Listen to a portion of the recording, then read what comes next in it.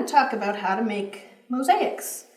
And I like to make every step of my mosaic from polymer clay. I make the tiles, I make the grout, I do everything in polymer clay. You can use regular grout that you'd use for other mosaics, but I just like to keep it consistent. I think I have a little more flexibility with doing all the pieces from polymer clay.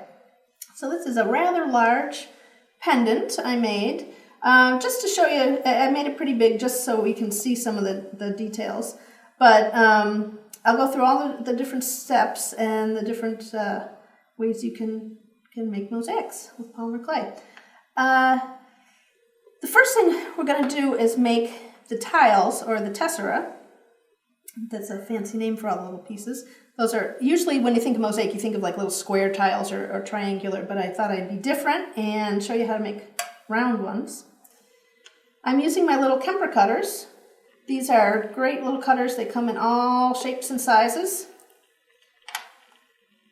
When you do your tiles, or your tessera, they don't have to be very thick. The thicker they are, the more grout you end up using at the end. So I like to take mine down to a number 4 on the pasta machine. My number 1 is the largest, the thickest.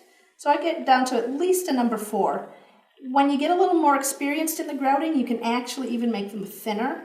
But this gives you enough space in there so that when you're just learning, you can actually keep your grout in there without it pulling out. So you just, whatever design you want to make, and I will not be offended, you never have to make the design I suggest. You can do whatever you want. Whatever design you want, you decide on your colors for your tiles, your tessera, and for this particular one, if you're interested in the formula, this is one of my favorite color formulas. It's equal parts gold and green, and it comes up with this lovely metallic green.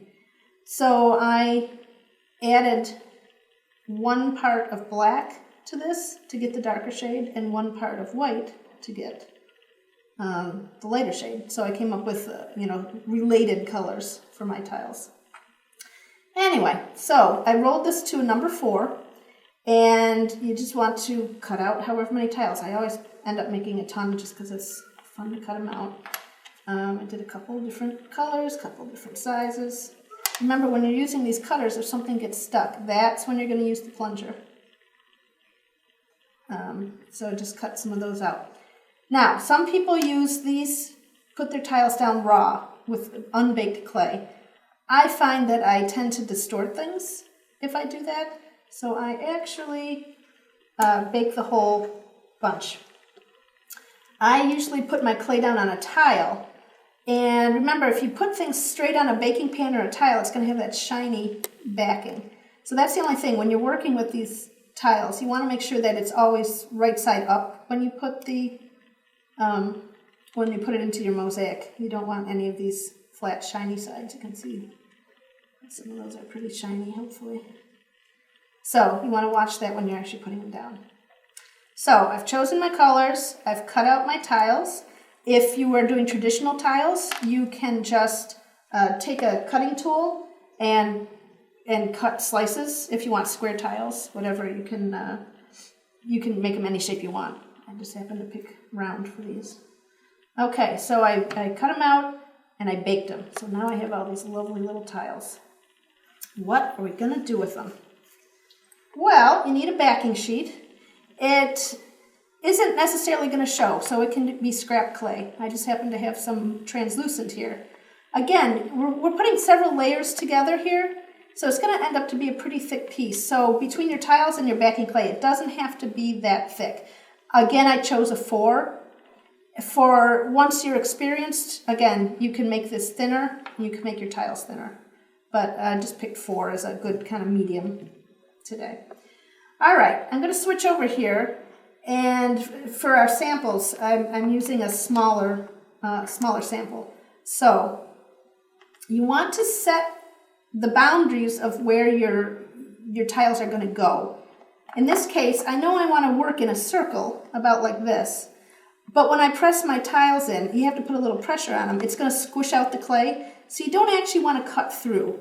I usually just set my cutter or I just delineate an area that I'm going to work in to give me guidelines. But I just slightly pressed it in. I don't know if you can see that, but I just have the vague outline, and I didn't in any way cut through to the back. So I still have room to recut it in case I distort it when I'm putting my tiles down. Okay, so just pick your tiles, and this is why I like to use them unbaked. You can fiddle around more. If you're putting unbaked clay onto unbaked clay, it's going to stick.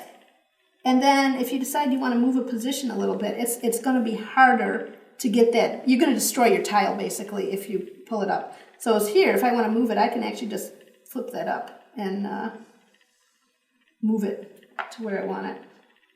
So I'm not going to be real fussy here. I'm just going to show you how to basically go around and put the tiles down. It's up to you how much space you want between them. You know, you don't have to, you want to leave a little bit of space, a little room for the grout, but they can be touching, they are very close. Now see, there's another reason why I didn't want to press them in right away is you can see they need a little adjusting. So I can just move that over,